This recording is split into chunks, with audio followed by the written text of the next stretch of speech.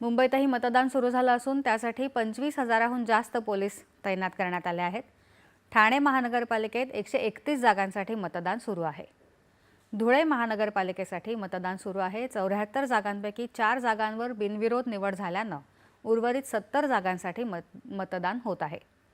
शहरात 507 मतदान केंद्र असून 13 केंद्र संवेदनशील आहेत।